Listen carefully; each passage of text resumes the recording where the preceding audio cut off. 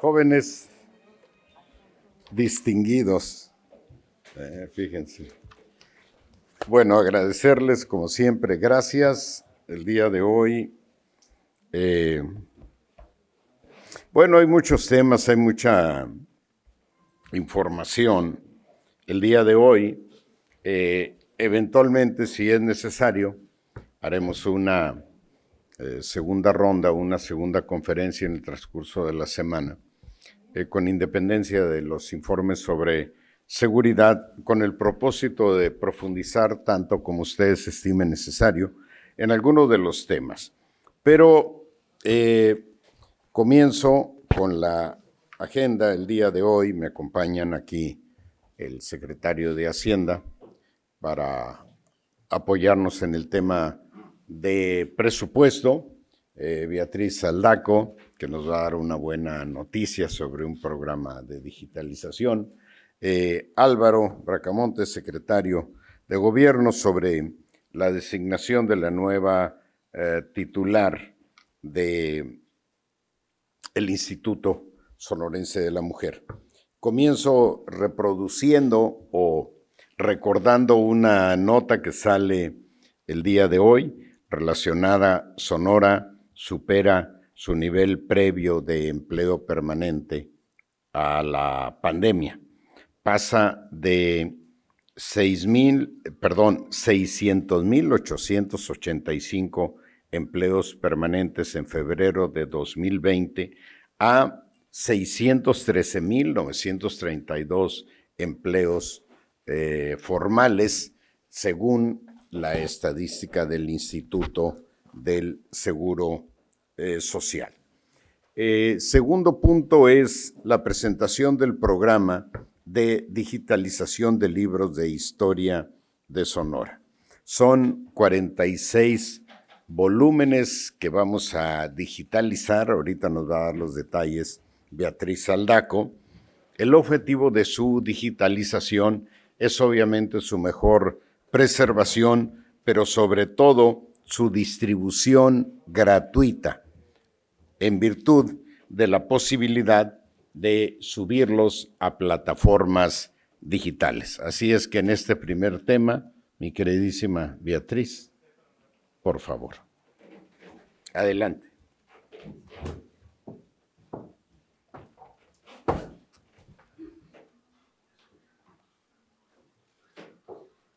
Buenos días, señor gobernador, buenos días a los compañeros que van a participar y a todos ustedes. Efectivamente, una de las primeras instrucciones que en el contexto de la cultura, de promoción de la cultura de Sonora, nos dio el señor gobernador Alfonso Durazo, una entre tantas instrucciones, fue emprender un proyecto de digitalización de libros de historia de Sonora. Este es un proyecto cuyo antecedente es un proyecto muy importante que se llevó a cabo en el sexenio del doctor Samuel Ocaña, en el cual se rescataron literalmente, porque algunos de esos volúmenes era muy difícil conseguir, estaban en bibliotecas de Estados Unidos algunos, bibliotecas de otras partes del país, etcétera. Un proyecto de edición en papel de 46 títulos de libros, sobre todo historia de Sonora, aunque también hay libros con temas de literatura y temas culturales en general, pero fundamentalmente son libros de historia de Sonora que ya no pueden conseguirse, ya no pueden leerse, y se va a llevar a cabo este proyecto de digitalización. El proyecto pues, es obviamente del gobierno del estado de Sonora a través del Instituto Sonorense de Cultura, en colaboración estrecha con el Archivo Histórico del gobierno del estado de Sonora. Una empresa digitalizará estos libros, es una empresa sonorense de Ciudad Obregón que se llama Redescubramos Sonora, que fue la que encontramos que trabaja cumpliendo todos los estándares internacionales para subir a plataformas especializadas este tipo de documentos como los libros. Ellos tienen un repositorio digital muy importante, ya tienen antecedentes, han trabajado con el ITESCA en Obregón, con Universidad de Sonora y otras instituciones, y una de las noticias pues que nos quedan muy ad hoc para nuestro plan de austeridad, es que el proyecto es gratuito, es decir, no hay intercambio monetario de ningún tipo, ni de ellos hacia nosotros, ni de nosotros hacia ellos, puesto que ellos lo que piden es poder difundir las obras en sus plataformas y nosotros a nuestra vez difundirlas en las nuestras, y eso no generará ningún recurso de parte del gobierno del estado. Entonces, eso la verdad sí nos da mucho orgullo poder poder conseguirlo, porque pues no hay recursos, como ustedes saben, para este tipo de proyectos monumentales. Ya nomás para no extenderme mucho, sé que es largo esto, la duración aproximada para la digitalización es de 1 mes, ya están digitalizando, y antes de finalizar el año tendremos estos 46 libros ya listos en la plataforma, estaremos dando difusión a ellos.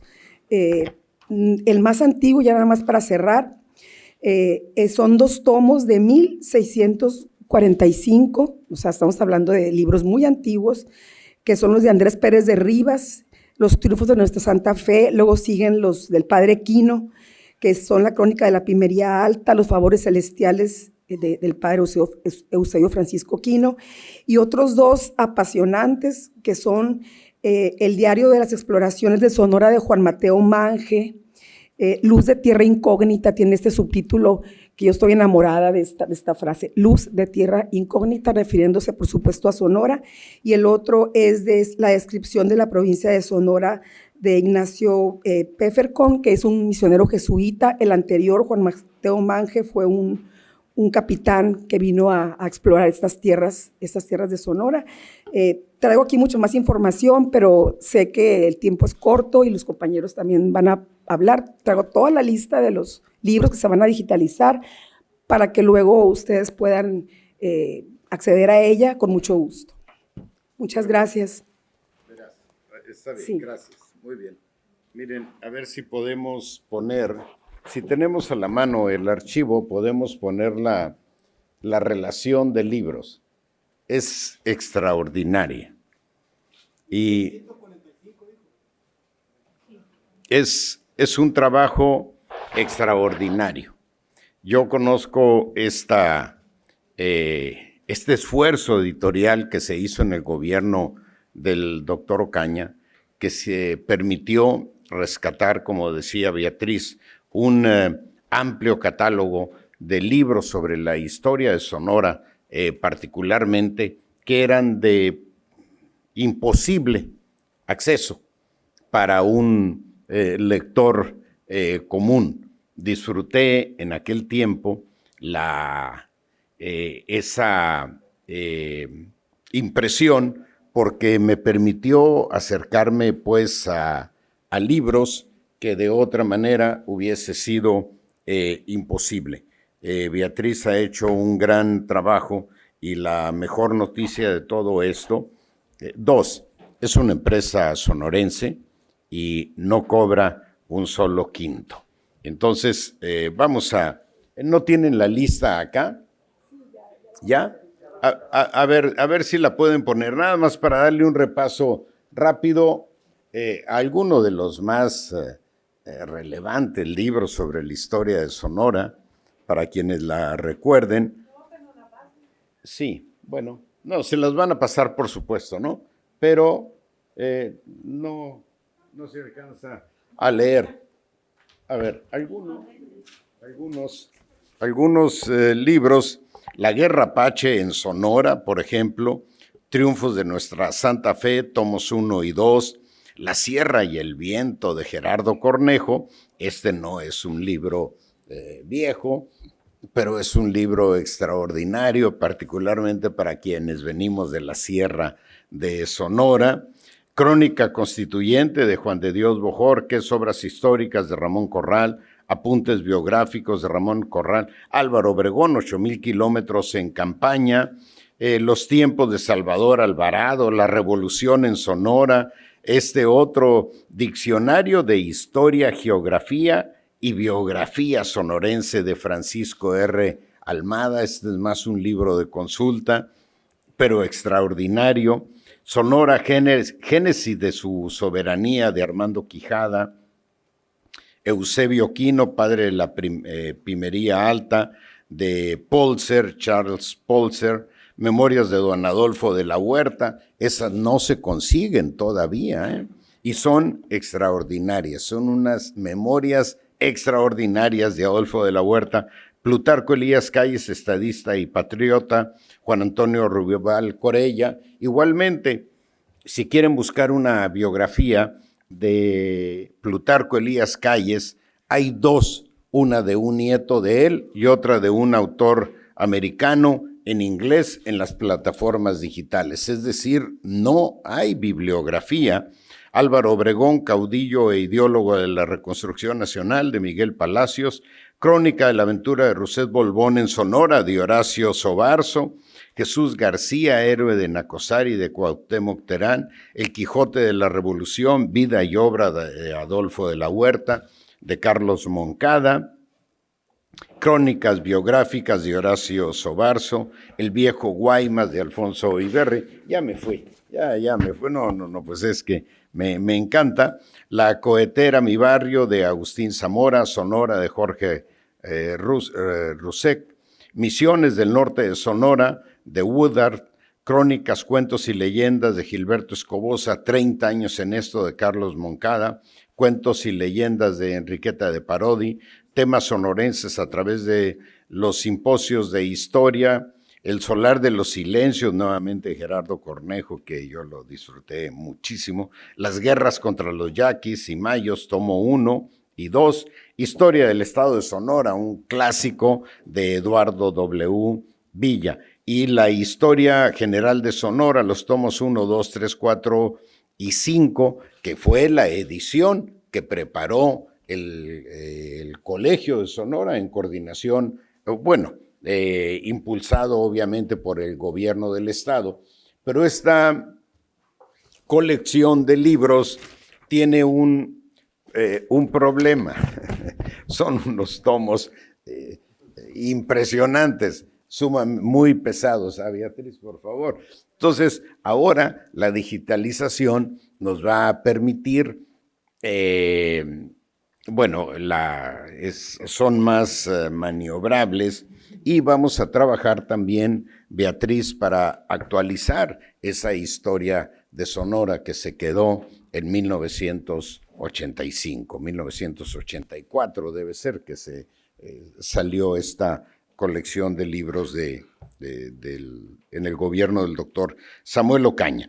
El tercer punto es informarles a ustedes que después de un largo proceso que establece la ley, se ha llegado a una terna sobre la que nos informará el doctor Álvaro Bracamontes, y finalmente la decisión de su servidor de nombrar a la doctora Mireya Escarone Adarga como titular del Instituto Sonorense de la Mujer. Voy a dar, tiene un currículum impresionante, extraordinario, pero algunos datos.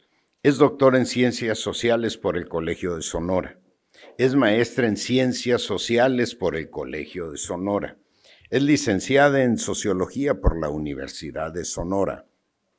Tiene un diplomado en Género y Violencia, Género y Sustentabilidad. En experiencia laboral fue directora en Paridad e Igualdad de Género en el Instituto Estatal Electoral. Fue presidenta del colectivo Libertas Mujeres por la Igualdad, Asociación Civil, y fue secretaria general del Sindicato de Telefonistas de la República Mexicana en Sonora. Entonces, esa versatilidad aunada a esta formación académica nos permite, pues, sustentar el acierto de nuestra designación o de la designación que hemos hecho de Mireya Escarone como titular del Instituto Sonorense de las Mujeres. Álvaro, ¿por qué no nos hablas un minuto sobre el proceso? Adelante.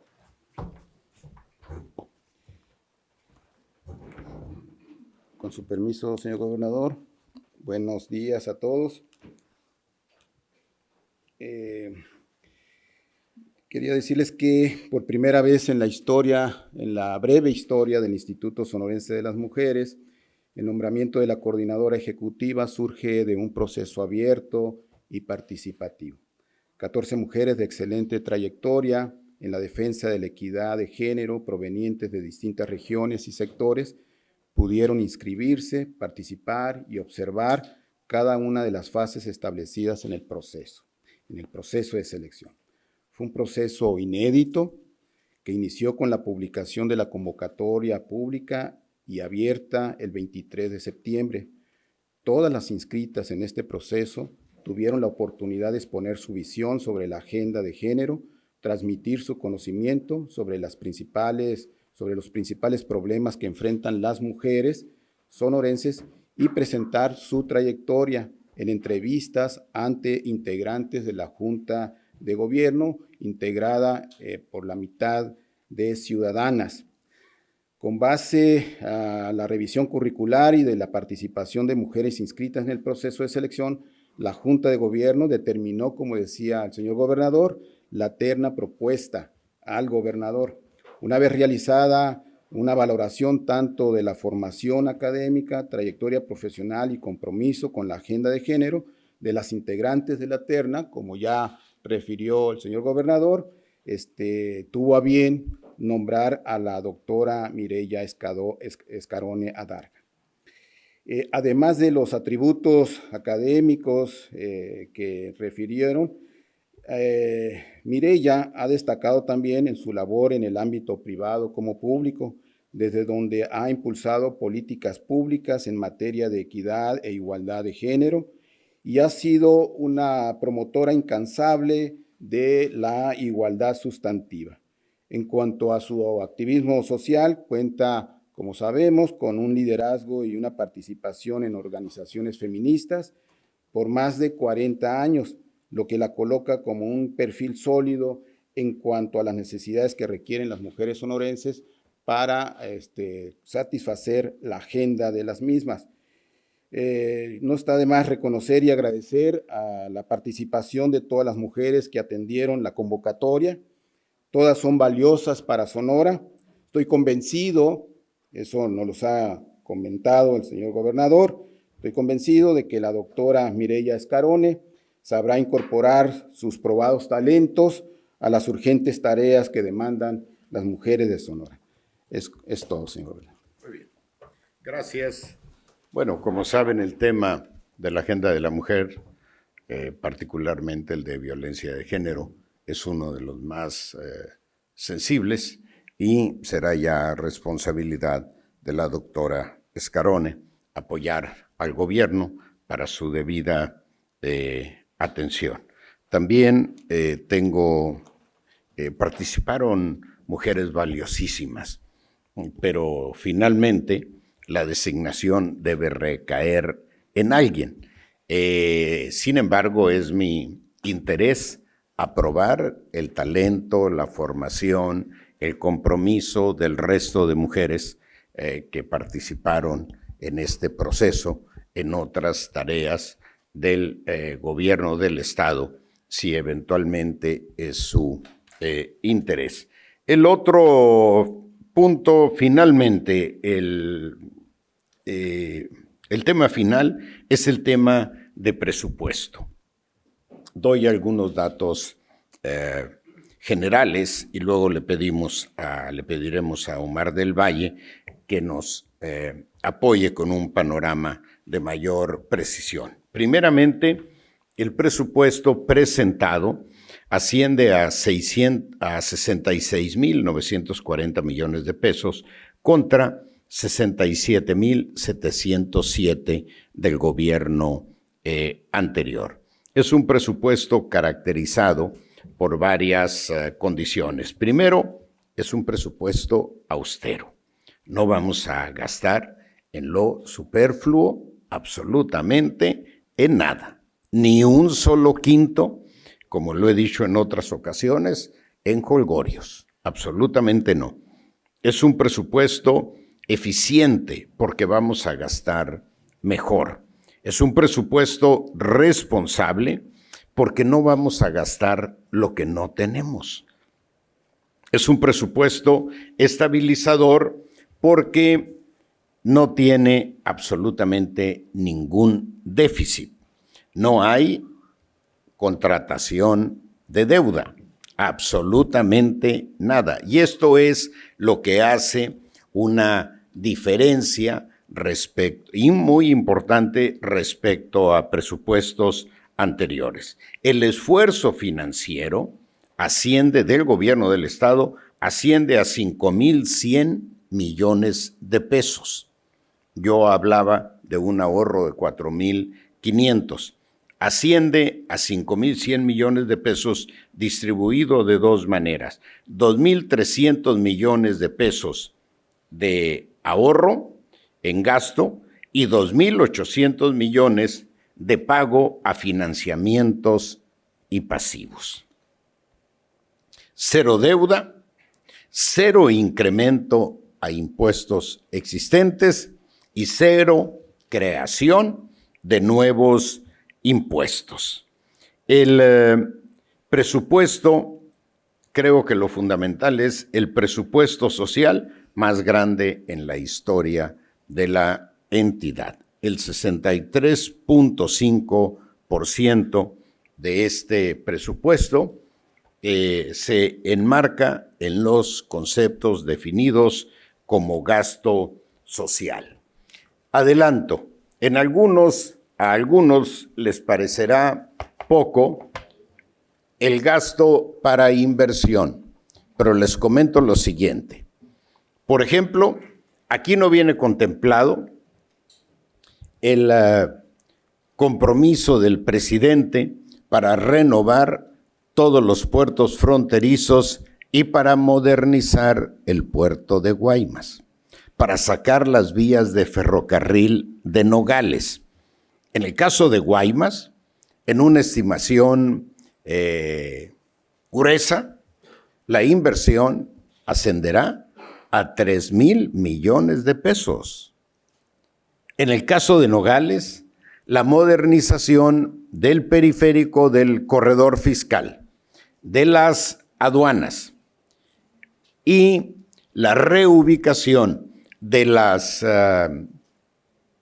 vías del ferrocarril, más el aprovechamiento del espacio que dejan las actuales vías, que es desde que entras a Nogales hasta la línea fronteriza, todo eso va a convertirse en un espacio para mejorar las características urbanas de Nogales. Si recuerdan, ustedes entran a Nogales, avanzan, más o menos entre el inicio de Nogales y la línea, ahí hay un taller de ferrocarriles, un taller montado sobre 18 hectáreas de terreno. Entonces, todo esto nos va a permitir cambiar el rostro urbano de Nogales. Y decía yo en campaña, y lo ratifico ahora, que Nogales será el rostro fronterizo de la 4T. Es una cosa extraordinaria. No viene ahí tampoco en el presupuesto el programa de infraestructura carretera,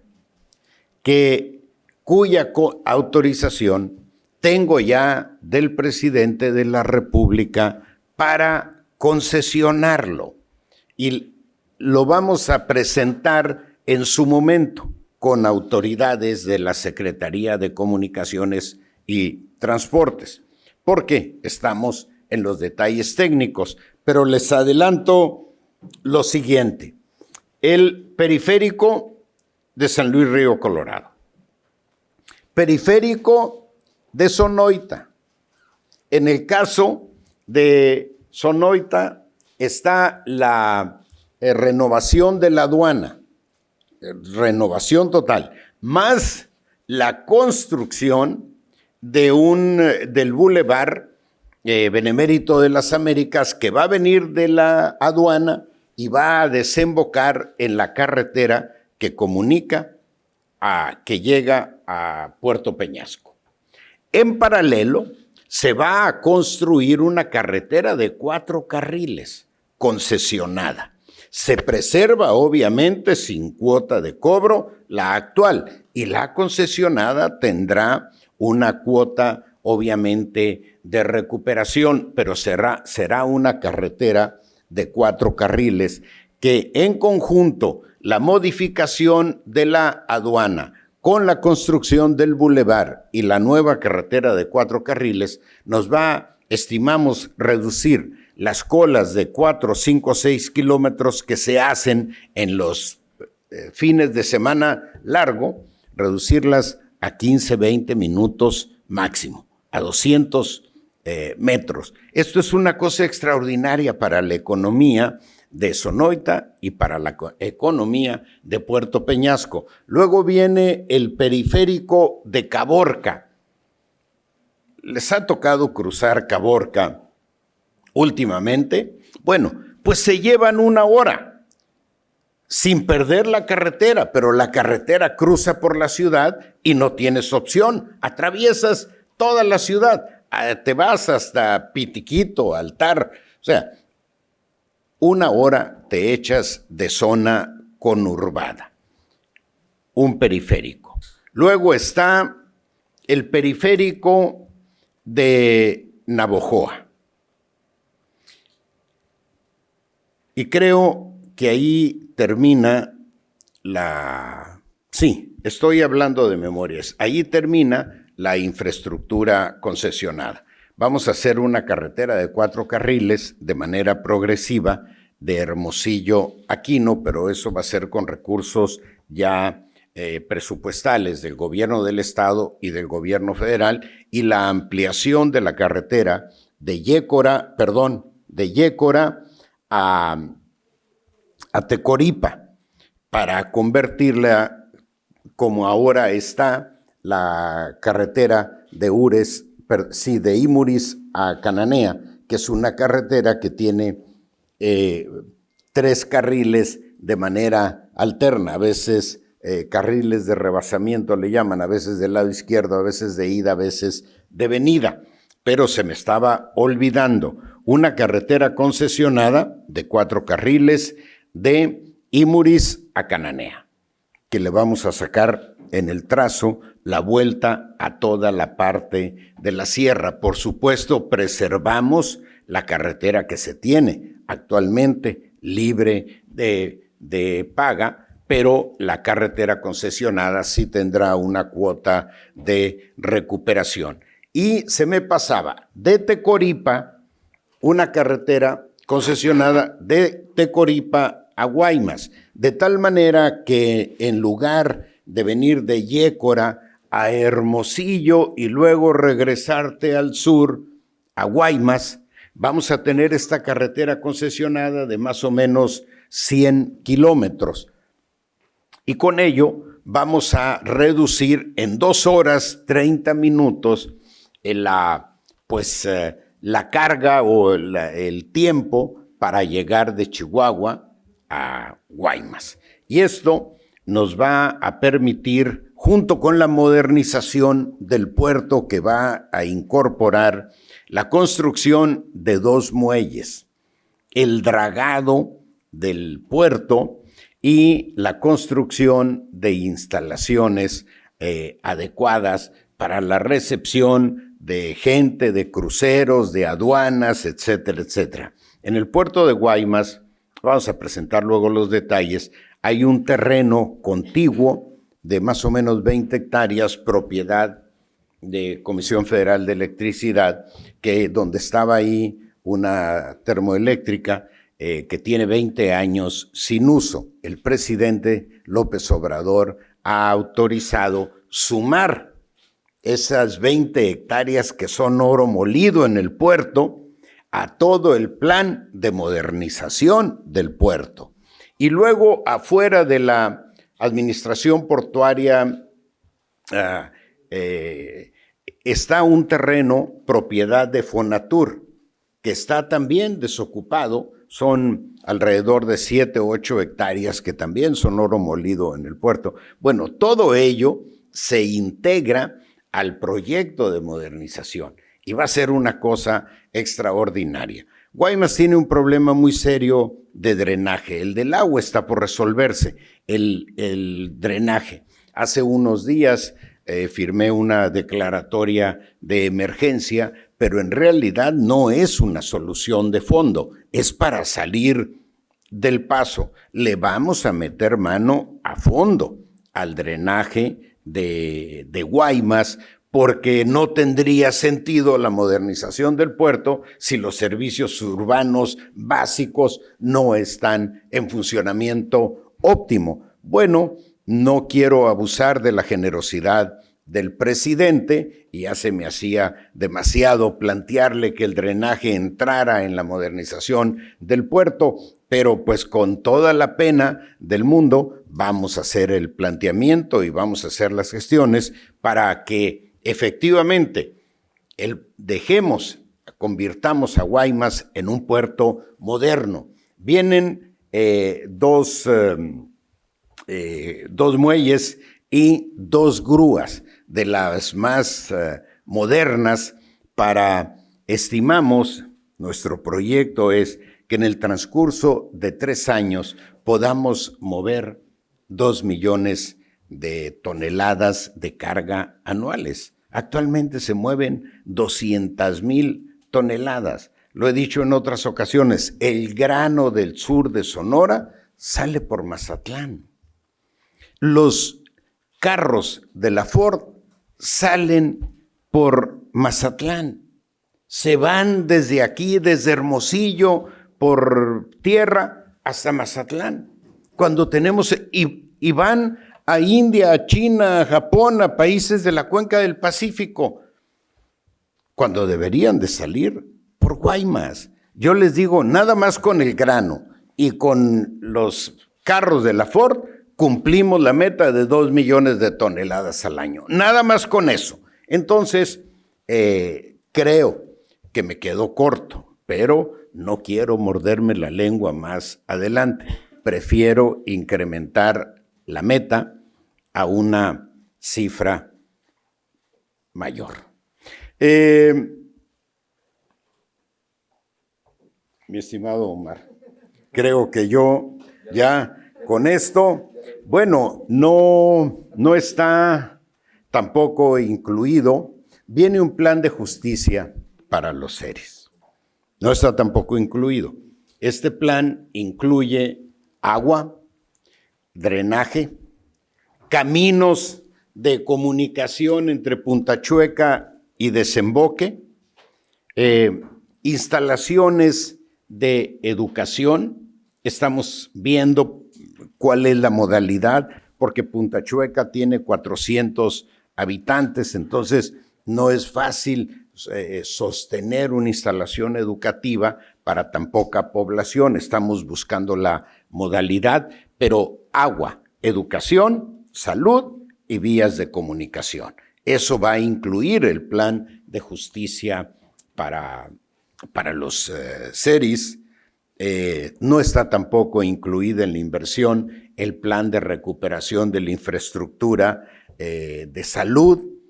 No está ahí ya me estoy acordando ahorita, el hospital universitario, que ya lo tengo concertado. Va a ser un hospital universitario IMSS Bienestar. ¿Qué significa IMSS Bienestar? Que es un servicio del IMSS para población abierta, un servicio gratuito para no derechohabientes. Es decir, va a ser un hospital general, como si fuera un hospital general, administrado, manejado y financiado por el IMSS. Personal médico, especialistas y demás, que en acuerdo con la universidad va a estar destinado para la formación de nuestros propios médicos.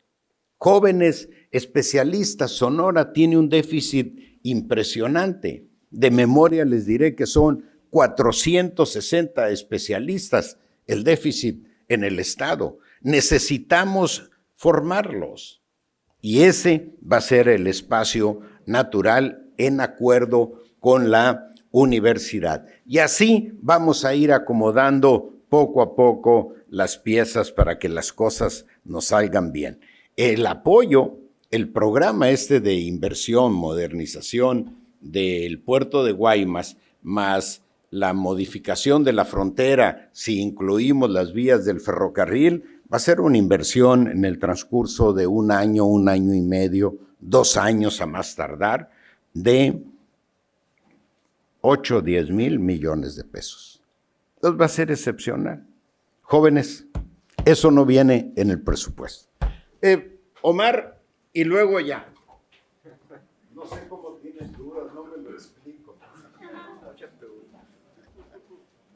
Está bien, adelante. Nos vamos hasta... Adelante. Aquí me dejas un rato.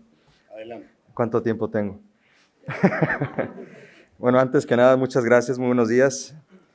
La parte gruesa ante el Congreso, la parte amplia ante el Congreso, una síntesis. Sí. Y nada más aprovechar la venia e invitarle, hacer una invitación a que se sumen a las actividades del Buen Fin que estamos llevando a cabo en recaudación para los contribuyentes que no están al día, que puedan aprovechar los descuentos que se tienen por recargos hasta el 100%. Así que... Hacen el recordar. ¿No? Bien, muchísimas gracias.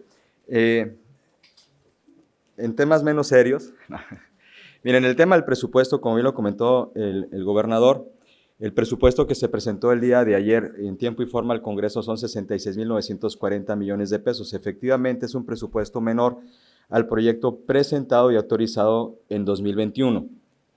Con respecto a eso se tiene que hacer la comparativa, no con respecto al presupuesto modificado o ampliado en el año en curso.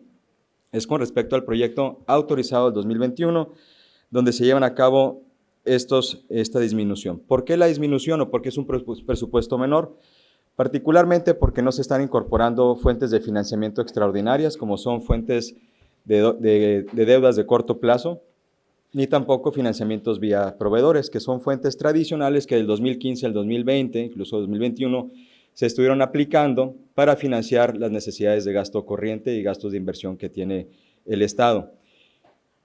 En comparación, para atender las necesidades que tiene el Estado, lo que ha indicado el gobernador, lo que nos indicó cuando iniciamos la administración, es hacer un gran ejercicio de ahorros en gasto operativo, de tal suerte que el ajuste en los gastos de servicios generales, servicios personales, materiales y suministros, entre otros ahorros de distintas entidades, pues pueda ser destinado a cubrir necesidades particulares de nuestro Estado en materia social, en materia de infraestructura, en materia de seguridad, en materia institucional. Sí es importante mencionar o ampliar lo que comentó el gobernador. O sea, este es un presupuesto histórico donde de un año a otro se presentan ahorros de 2.300 millones. Y cuando él habla sobre el esfuerzo financiero total es lo siguiente: en 2022, parte de los ingresos que vamos a tener los vamos a aplicar en 2 conceptos importantes, o en 3 conceptos. Uno, es pagar la deuda de largo plazo que está contratada, que son más de 22,000 millones de pesos al día de hoy. 2, cubrir pasivos de ejercicios fiscales anteriores. Y 3, cubrir financiamientos para cubrir la parte del déficit del año en curso. Y eso genera un costo de oportunidad a la sociedad sonorense. Por eso la propuesta del ensayo del presupuesto del próximo año es evitar a toda costa el financiamiento de corto plazo y financiamiento vía proveedores. Que como cualquier persona que pudiese trabajar en un abarrotes, en una empresa, el contar con una línea de crédito es buena, porque cuando tienes una falta de liquidez, jalas de ahí, cuando te pagan tus acreedores, pues cubres la parte de la deuda a corto plazo y te sirve para cubrir. Sin embargo, en el tema de finanzas públicas no es necesariamente así. Lo que se generó en años previos al día de hoy es un cúmulo de déficit, que lo hemos mencionado repetidamente, que lo estamos atendiendo y eso queda en el registro. Pero también hay un cúmulo de pasivos registrados de adeudos, que son adeudos fiscales de años anteriores, del 2015 al 2020 y otros más atrás, que al día de hoy suman más de 2.600 millones de pesos. Entonces, esos pasivos reconocidos institucionalmente en función de precio, que se han entregado los servicios y que legalmente se han constituido de manera adecuada, se tienen que reconocer. No es deuda de largo plazo como es el financiamiento bancario, pero es un pasivo que tiene el Estado. Y el próximo año, con los recursos que vamos a tener, 1.105 millones de pesos están destinados a lo que comúnmente se llama ADEFA, que es adeudos de ejercicios fiscales anteriores. Y otra parte importante va a la deuda de largo plazo, que en tan solo el próximo año vamos a pagar 1.500 millones de pesos de deuda de largo plazo, particularmente intereses, capital muy poquito. Entonces, cuando hablamos del esfuerzo financiero del 2022, por una parte es reducir gastos de operación para destinarlos en su mayoría a presupuesto social, a presupuesto de inversión, a presupuesto de políticas de seguridad y desarrollo institucional. Pero otra parte hay un costo de oportunidad que sí tenemos que reconocer, es dinero que no podemos aplicar para las necesidades más importantes de nuestro Estado, porque vamos a pagar financiamientos. Eso es, en términos generales, la parte de los presupuestos, pero quiero mencionar lo siguiente. Efectivamente, el presupuesto de ingresos, los ingresos propios del Estado, los que tenemos por recaudación, han disminuido en términos reales en los últimos 3 años. Es decir, generamos menos por recaudación. En términos nominales crece, pero en términos reales, descontando por inflación, tenemos menos ingresos propios. Entonces, tenemos una recaudación efectiva menor del 60%. Entonces, tenemos que hacer una tarea fundamental, por eso invitarles al Buen Fin, para que participen de él y no se generen esos adeudos. Pero es un tema muy fundamental porque nuestros ingresos propios representan menos del 10% de los ingresos totales. Entonces, ¿qué pasa en los años previos? Hay este tamaño de ingresos, pero hay necesidades de este tamaño.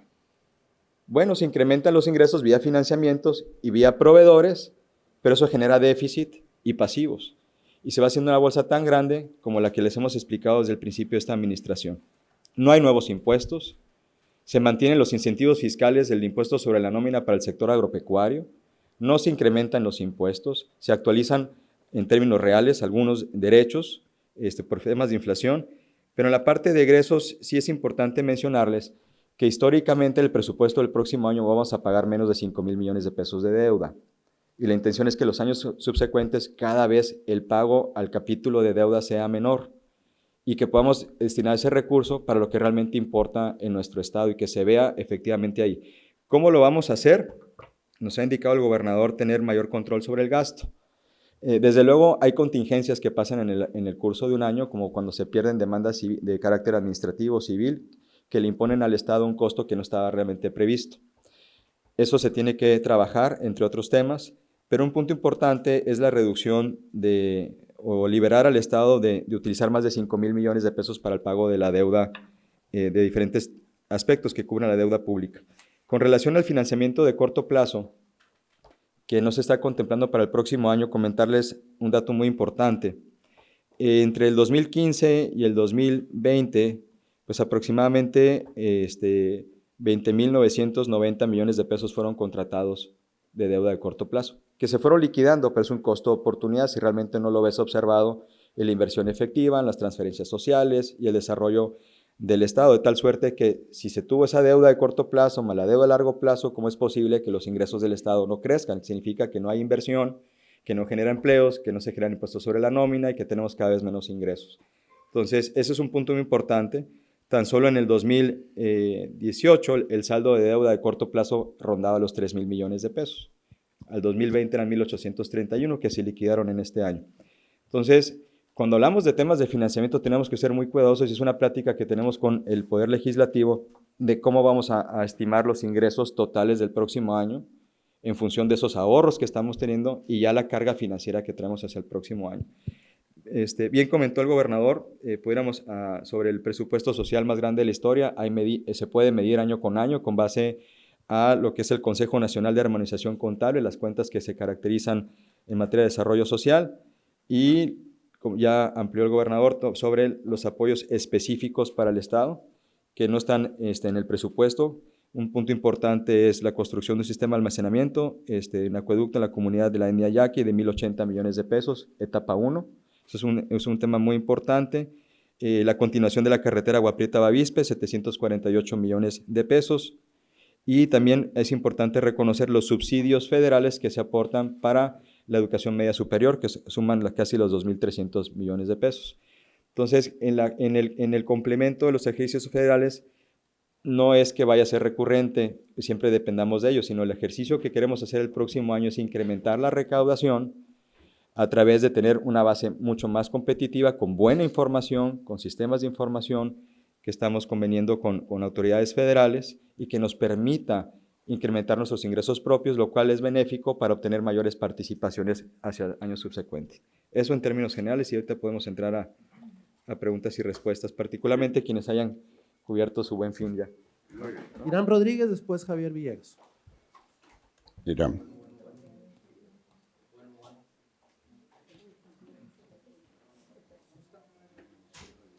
Bueno, Capela, gobernador y al secretario de Hacienda, hay varios congresistas que la semana pasada, incluso de Morena, pues estaban en la cuestión del pataleo por el rebane del presupuesto que se va a dar al Congreso.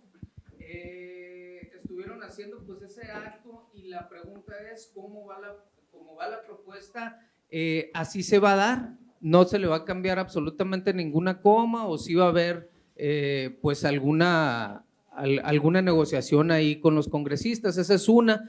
Y la otra, en el tema de bibliotecas, gobernador, ahí en el Instituto Municipal de Cultura y Arte de Hermosillo, en el INCA, hay un programa de apoyo a lectura que hacen las bibliotecarias de ahí.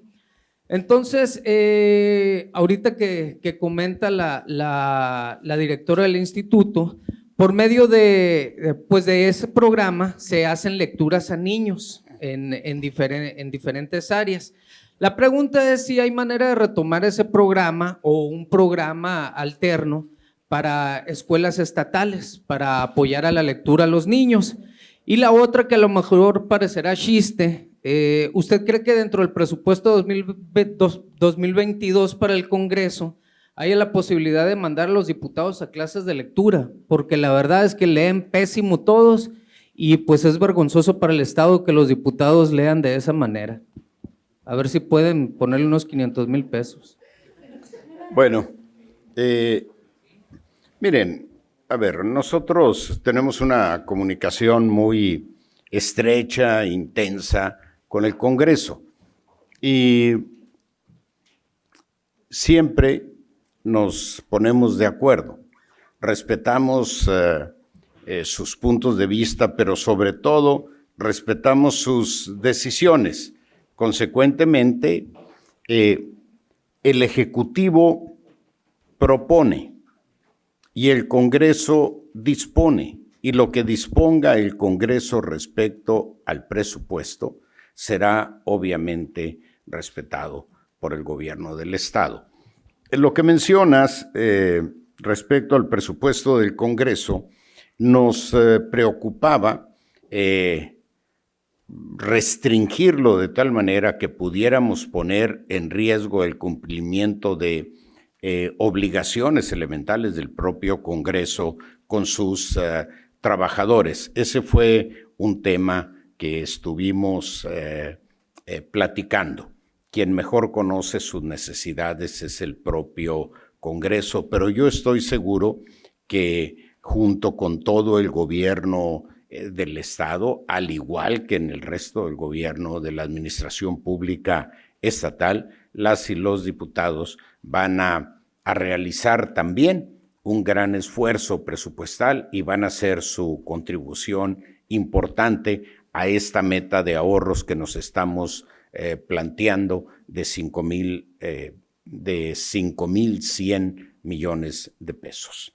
El tema de las bibliotecas, no veo problema para que lo incorporemos y de hecho uno de los temas fundamentales para mí es el tema de la lectura, porque en la lectura está la posibilidad de encontrar soluciones, ideas y propuestas e interpretaciones novedosas para la realidad política, económica y social del Estado. Así es que para mí el tema de la lectura es fundamental para todas y todos los sonorenses, y eso incluye a todas y a todos los sonorenses, mi querido Ira.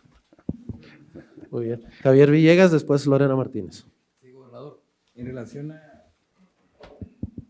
No se oye, ¿no? En relación a Javier, verás, perdón, es importante que se escuche para que en la transmisión se pueda escuchar. Gracias. En relación a al presupuesto, ya se escucha, de 69.940 millones de pesos, habría que sumar, gobernador, lo que se comenta de la modernización de Guaymas, habría que sumar lo que se comenta de rejuvenecer o relanzar o reactivar Nogales, también habría que sumar lo de las concesiones a las carreteras. Si así es, entonces sería un presupuesto muy por arriba de los 70,000 millones de pesos, histórico para el Estado. El más alto que hemos tenido aquí en Sonora fue el del 2020, que fue superior a los 70,000 millones de pesos. Esa es una pregunta. La otra, lo que comentaba el secretario de Hacienda ahorita, Omar, hace un momento, me llamó la atención lo del impuesto a nómina. Tengo entendido que pues en general es 2% el impuesto a nómina, ¿no? ¿Por qué a los agricultores se les cobra el 1%? Es una pregunta más. Ahora, en relación, tercera y última, Hospital General. ¿Se va a llamar Hospital General todavía o Hospital Universitario? Porque ya desde que lo agarra el IMSS y el INSABI para administrarlo, para manejarlo y para financiarlo, pues como que no queda ya el nombre de Hospital Universitario, ¿o sí? Bueno, a ver, sumar, no en este momento, Javier, porque una cosa es la autorización política, el compromiso político del presidente, y luego viene todo el proceso de aprobación administrativa. Va a ser un proceso muy rápido en virtud de que los fondos provienen de un fideicomiso precisamente de aduanas, de la Administración General de Aduanas, lo cual facilita todo el procedimiento. Lo importante, se sume o no en este presupuesto, es que es un recurso que se va a ejercer en nuestro Estado. Y eso, bueno, efectivamente, si sumas todos esos componentes, va a ser un presupuesto histórico, eventualmente el más alto en la historia de Sonora, por una razón, Javier, porque el monto de la inversión que ofreció el presidente para la renovación de las aduanas, para las vías del ferrocarril de Nogales, la modernización del puerto, va a andar en términos, en una estimación sumamente baja, en 7,000 millones de pesos, sumamente baja. Va a ser una cantidad, desde mi punto de vista, superior en una estimación grosso modo, y esta cantidad, esta inversión, no la tuvo la anterior administración de Sonora en todo el sexenio, y nosotros la vamos a tener en un año y medio. Es un recurso de muy rápido ejercicio porque proviene de un fideicomiso, que es un fondo que se incrementa con los pagos que hacemos todos los usuarios de servicios aduanales. Entonces, pero además, al provenir de un fideicomiso, se facilita el procedimiento para el ejercicio del recurso. Eso es. En el caso del Hospital General, bueno, no me preocupa el nombre, pero lo importante es la función, lo importante es el servicio. Es para mí fundamental que el funcionamiento de ese hospital esté vinculado al objetivo de la formación de nuestros egresados de la carrera de medicina de la Universidad de Sonora. Tiene la ventaja de que esta instalación está cruzando la calle de la Universidad de Sonora, o sea, es una coincidencia geográfica extraordinaria. Pero en atención a tu preocupación, vamos a empujar para que sea Hospital universitario IMSS Bienestar. Ya veremos cómo acomodamos esas fichas. Sí, gracias. Bien, la parte de los estímulos otorgados al sector primario datan de cuando la Federación otorgaba estímulos a todo ese sector, lo que nos ha indicado el gobernador, parte importante también para la recuperación económica de nuestro estado, post pandemia, que todavía está en curso de esa recuperación, es la parte impositivas o la política tributaria se mantiene como está, tanto la tasa como el incentivo fiscal que se tiene para el 2022. Okay. Miren, hay una cosa muy importante. Hubiésemos podido contemplar algún recurso proveniente de deuda de largo plazo o de corto plazo. No vamos a pedir la comprensión de las y los sonorenses para una medida de esta naturaleza, mientras con lo que tenemos no demos resultados, mientras que no vean que nuestro gobierno es auténticamente austero, es auténticamente honesto, es eficiente, es eficaz, y que cada quinto que nos den está siendo usado de la mejor manera. Esa es la razón por la que no hay deuda de corto plazo, de largo plazo, por la que no hay nuevos impuestos, etcétera, etcétera. Y no. A ver, las cosas funcionan. Mira, Javier, alguna vez la exgobernadora me comentaba que al iniciar la pandemia y mandar una buena parte de los funcionarios públicos a su casa, en virtud de las medidas de sana distancia y demás, me dijo que había llegado a la conclusión de que no era necesario llenar todos los cuadritos. Esto significa que hay una capacidad de ahorro muy importante si eficientamos el gasto, si compactamos estructuras, si evitamos duplicidades, que es lo que estamos haciendo.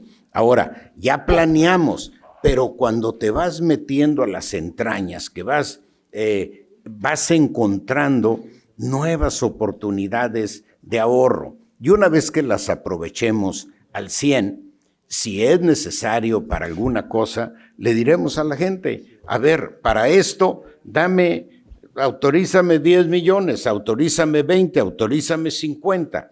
Y es en esa medida que vamos a poder conseguir el respaldo de la gente para decisiones que finalmente los impactan. El tema de la deuda es gravísimo.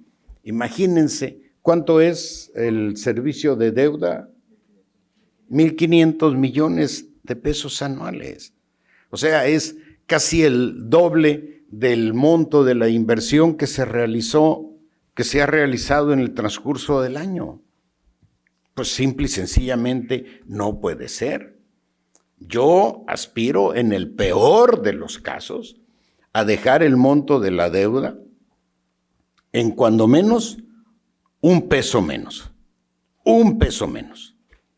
Como expresión de la necesidad de que debemos romper la tendencia de los gobiernos a endeudarse. Es muy fácil. Al anterior gobierno le adelantaron participaciones por 2,400 millones de pesos, pero con cargo a las participaciones que corresponden al gobierno del estado.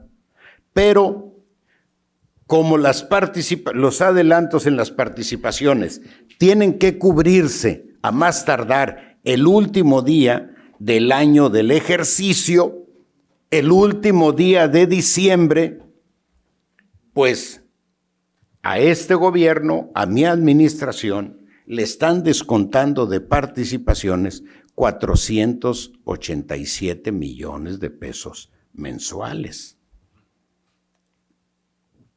Por eso estamos ahorcados.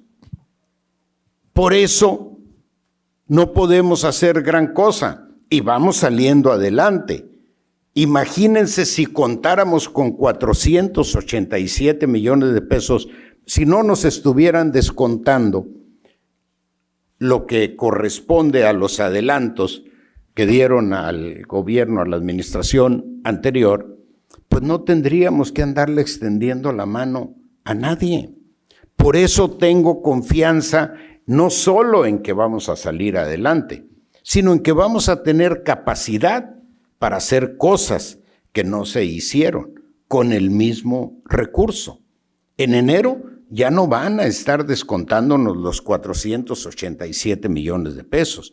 Ya le van a dar al gobierno del estado el 100% de sus participaciones. Entonces, eso nos va a dar una capacidad de maniobra extraordinaria. Por eso tengo confianza en que las cosas van a ir bien. Jóvenes, Muy bien. Falto yo. no habiendo más. No, sí hay. Bueno, Lorena Martínez, después Pati Pablos. Buenos días, Lorena Martínez del Expreso.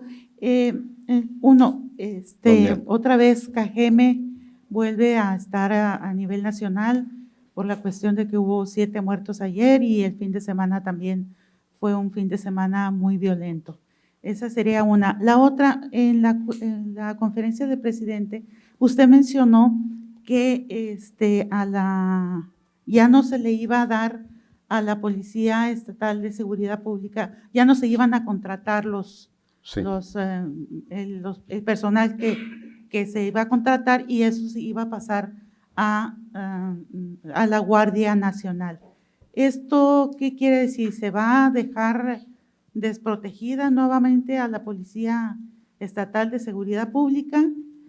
Y la tercera, ¿ya se le van a quitar en este presupuesto los 500 millones al Congreso? A ver,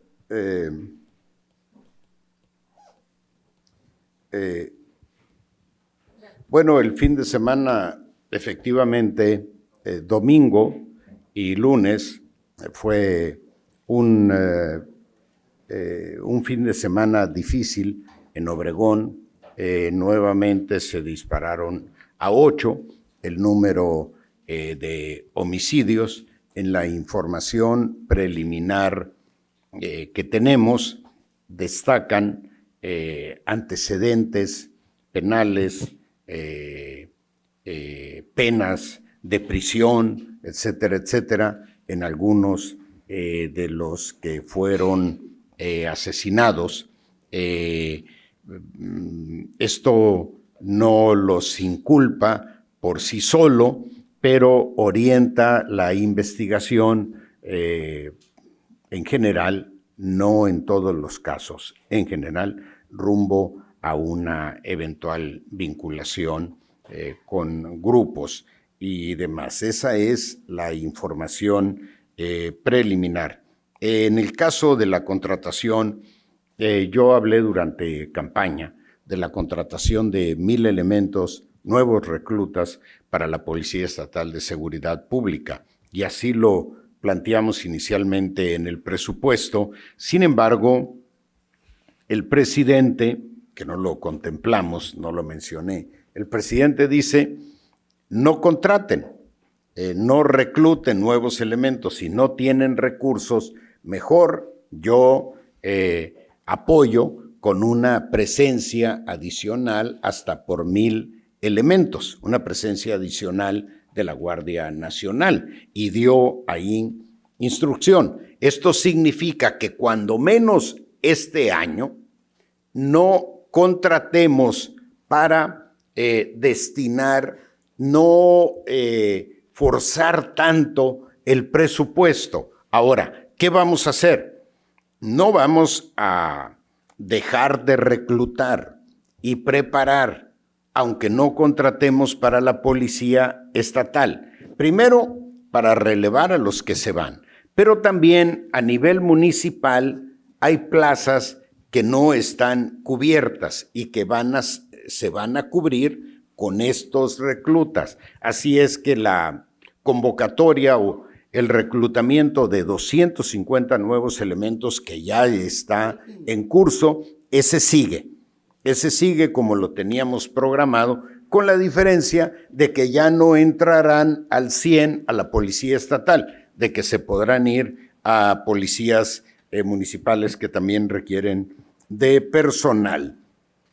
No se deja desprotegida, al contrario, a la Policía Estatal de Seguridad Pública, porque una parte de los recursos que teníamos programado para esos 1,000 elementos, que eran 772 millones de pesos, nada más ahora dejamos 250, pero esos 250 millones los vamos a utilizar en el mejoramiento profesional, en la capacitación, en el mejoramiento de prestaciones. Yo me he propuesto, y lo vamos a lograr, un mejoramiento progresivo de la condición económica de los elementos de la Policía Estatal de Seguridad Pública. En contrapartida, combate a la corrupción, combate a la vinculación entre policías y organizaciones criminales, combate al moche, combate al entre, a las cuotas. Vamos a avanzar. Conforme los apoyamos, les reclamamos. Y en el caso del Congreso, nuevamente en campaña yo hice el compromiso de quitarle 500 millones de pesos al Congreso. En nuestras propias valoraciones, aquí con el secretario de Hacienda, llegábamos a la conclusión de la imposibilidad del Congreso de cumplir con sus obligaciones, particularmente laborales, si le quitábamos los 500 millones de pesos. Por eso mi propia reconsideración a 450 millones de pesos, pero aún así, estamos conscientes que aún y cuando planteamos esa reducción, sabemos que pudiera ser un poco menor, porque los números simple y sencillamente en este momento pudieran no cuadrar. ¿Qué buscaríamos? ¿En qué condición aceptaríamos una reducción del presupuesto? Con la condición de que en el transcurso del próximo año podamos, con este esfuerzo de austeridad, de transparencia y de reorientación del gasto, podamos llegar a los 500 millones de pesos. Entonces, pero la última palabra la tiene el Congreso y nosotros seremos respetuosos, obviamente, de esa decisión. Entonces, ¿no se le bajaría, si se llega a los 500 millones de pesos, no se le bajaría nada completo? No. Estamos planteando una reducción ya de 450 millones. No, sí, claro. Estamos planteando 450. A lo mejor queden 449, 45. O sea, no, que el propio Congreso, en la administración del Congreso, haga sus números. Estamos buscando nada más que el Congreso tenga un presupuesto imprescindible para cumplir con sus compromisos laborales. O sea, esa es la meta, ¿no? Yo estoy seguro que vamos a ponernos de acuerdo bien. Sí, 450. De entrada, 450. Mínimo 450, ¿no? ¿Okay? Muy bien. Pati, después cerramos ya con Gilberto. Gobernador, gracias Edgar por darme la palabra. Gobernador, dentro del programa que usted está mencionando de la modernización carretera. ¿Lo de qué? La modernización carretera. Ah, sí. Allá, yo siempre defendiendo a mi sierra, como usted Sí. bien lo dijo, ¿no? Hay un puente en el Novillo, que ese puente, la Estrella le llaman, se hizo cuando se construyó la presa Plutarco Elías Calles. Sí.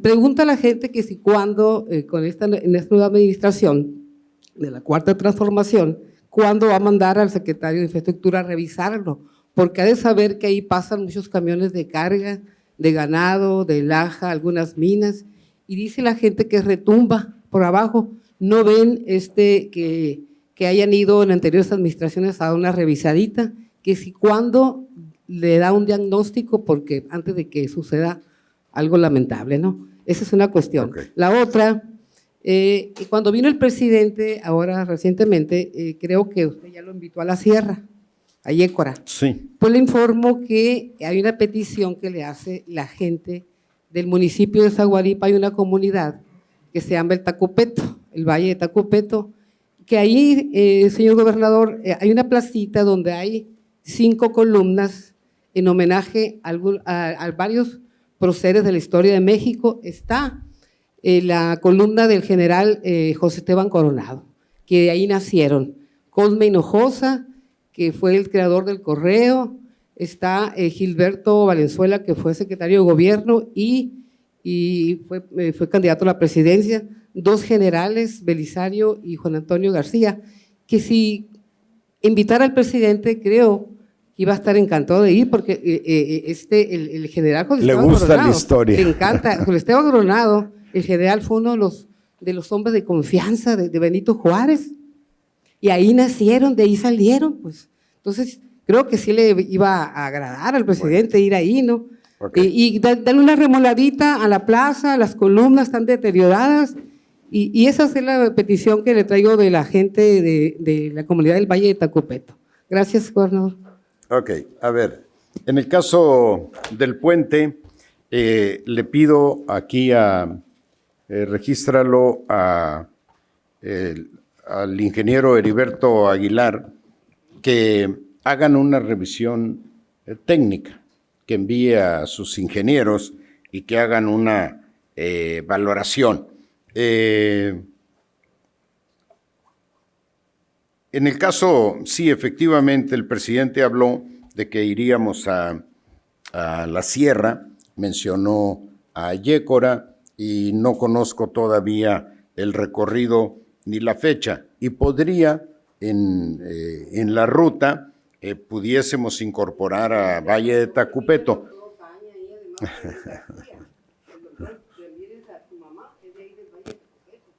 Sí. Y ahí concordarían muy bien un doctor. Bueno. Y la gente y el presidente. Está bien. Vamos a ver. Vamos a ver. Finalmente, los que tienen la última palabra son, pues son la ayudantía del presidente, que son los responsables de la logística. Pero yo registro. Vamos a andar por el rumbo y es muy posible, en una de esas nos toca hasta cruzar el puente, que ya lo hemos cruzado en otras ocasiones. Ya aprovecharemos para ver, ¿no? Yo tengo una visita a Zaguaripa.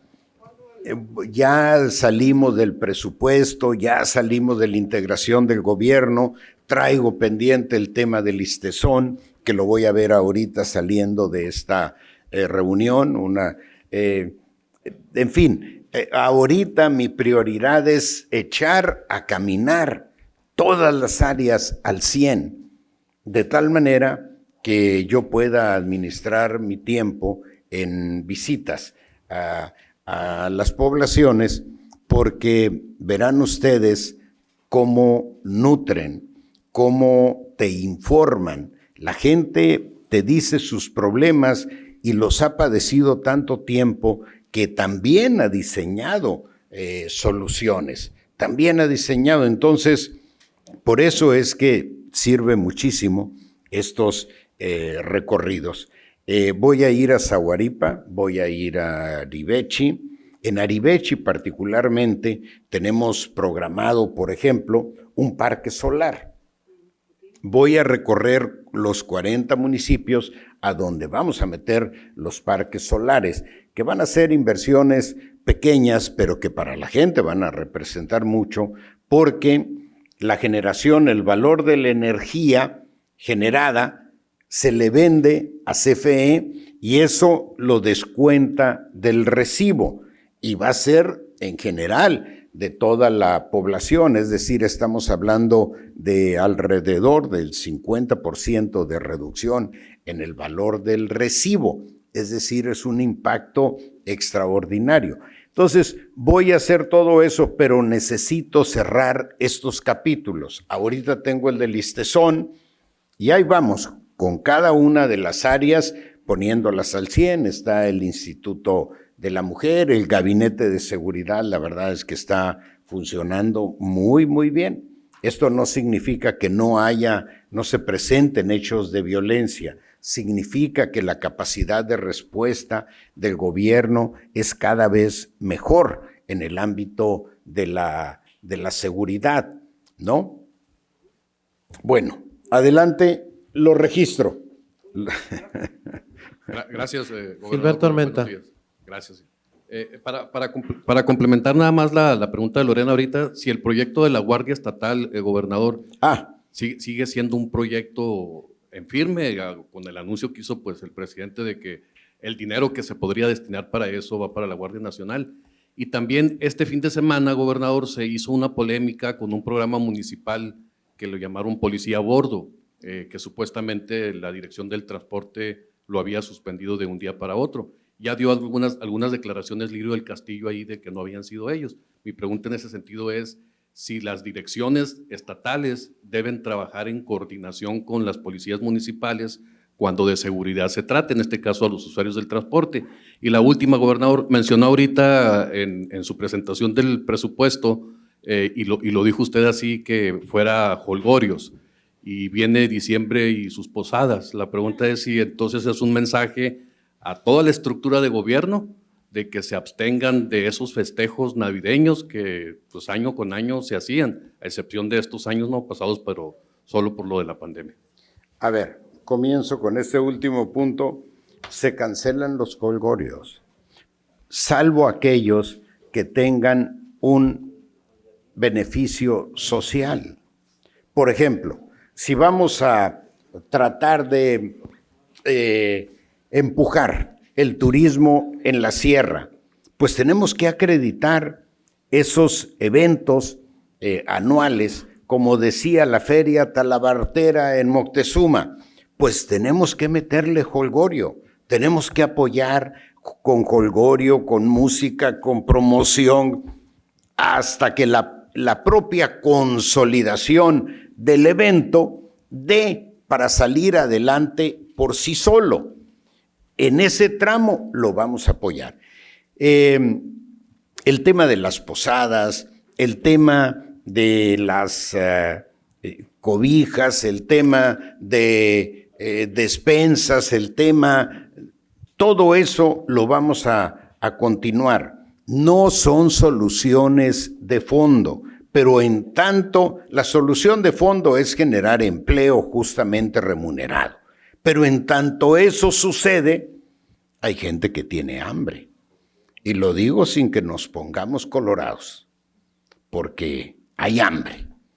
Entonces, a esa gente, en ese momento no está pensando en un empleo, está pensando en un taco, en una torta.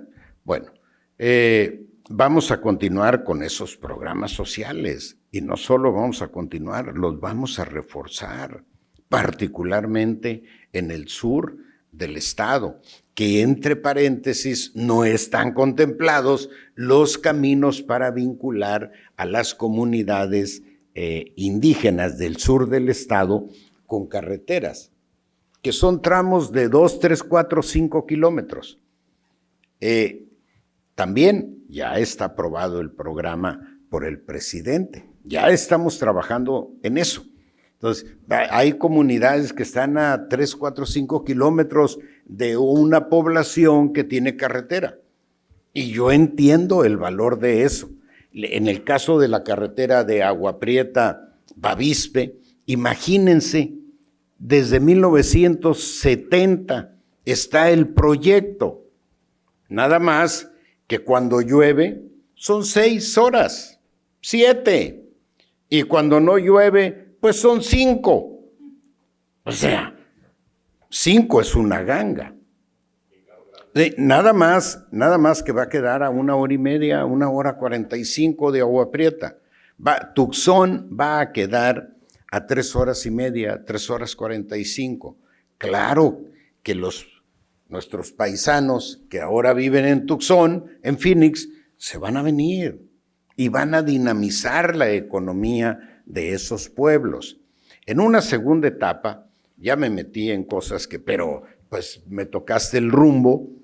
En una segunda etapa vamos a conectar, vamos a hacer una carretera de 20 kilómetros, va a ser costosa porque es pura sierra, para conectar a la carretera Agua Prieta-Bavispe con el fuste. Y ya vamos a quedar en comunicación con Chihuahua. Chihuahua puede hacer o no la carretera, vamos a trabajar con ellos para que también hagan su parte. Pero en el peor de los casos, la parte de la sierra está en Sonora. El fuste, tú bajas y ya son los llanos de Chihuahua.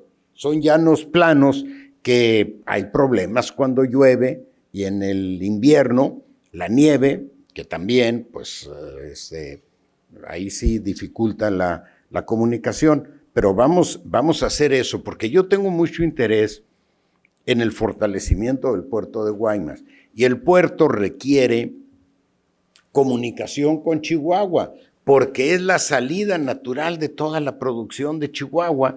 Y también la playa natural de Chihuahua, pues, ¿cuál va a ser? Pues va a ser Sonora. Entonces, eso va a darle un impulso al turismo extraordinario. Eso es lo que estamos buscando. Ya que me fui por el rumbo, también se suspende la comunicación cuando en las grandes nevadas, ahí en Agua Prieta, en el puerto de San Luis. El puerto de San Luis es un cerro. Nada más que no sabemos por qué hicieron la carretera por ahí, porque le puedes sacar la vuelta tranquilamente al cerro. ¿Y qué vamos a hacer? En lugar de hacer un túnel, como se estaba programando, con una inversión de 1,600 millones de pesos para 2 días que se suspende la comunicación, aquí tenemos las colas ahí para cruzar la frontera, colas en la temporada de producción agropecuaria de Sinaloa, pues se llevan ahí 20, 30, 40 horas todos los días. Entonces no es tan impactante 2 días o 1 día de interrupción. Mientras, ¿qué vamos a hacer? Ahí vamos a sacarle la vuelta al cerro con una mini carretera de 6, 7 kilómetros que te cuesta una 20ª parte del túnel. Eso es lo que vamos a hacer y lo vamos a hacer el próximo año. Pero en este año, si se presentan las nevadas, que ojalá se presenten porque ayudan finalmente, son agua, vamos a tener maquinaria, y le pido a Heriberto Aguilar que lo registre desde acá, vamos a tener maquinaria ahí. Ya sabemos, están los pronósticos ahí para que de inmediato se mueva la nieve y reactivar la comunicación. Ya me fui por muchos lados. El caso de la Guardia Estatal sigue, no el próximo año, Gilberto, porque ya el próximo año me incrementan la presencia de la Guardia, y el año más difícil presupuestalmente para mi administración es el próximo año, que es en el que yo voy a estabilizar las finanzas. En el siguiente podré hacer el gasto de los 1,000 elementos y la creación de la Guardia Estatal. Tenemos que crear instituciones de seguridad.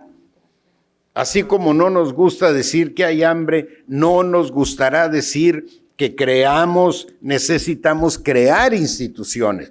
Pues tenemos que crearlas. Mientras más nos tardemos, más tarde se va a dar la solución al problema de inseguridad. Entonces, sí, nada más que no va a ser ya el próximo año. En el caso de las direcciones municipales, ¿deben de trabajar con el Estado? Por supuesto que sí, es elemental. No, ahí hubo una iniciativa unilateral y lo que se hizo es comunicar a la instancia de transporte estatal con las autoridades, porque finalmente todos queremos que la prestación del servicio de transporte sea el mejor, que es otro de los problemas al que hay que entrarle. Nada más que, pues déjenme salir del listezón, medio salir. Y la seguridad es parte de ese mejor servicio. Así es que en comunicación las autoridades municipales con las del Estado para dar el mejor servicio posible en el ámbito del transporte. ¿Tenemos tiempo, gobernador? Bueno, ya lo del jolgorio. Bueno, yo tengo la reunión, tengo la reunión del Listezón ahorita, en este momento. Si hay alguna pregunta con el equipo de colaboradores, les aprecio que me acompañen aquí. Yo creo que no tendrían inconveniente en quedarse por acá, y si a mí me permiten salir a atender esta reunión del precisamente del Listezón. Jóvenes,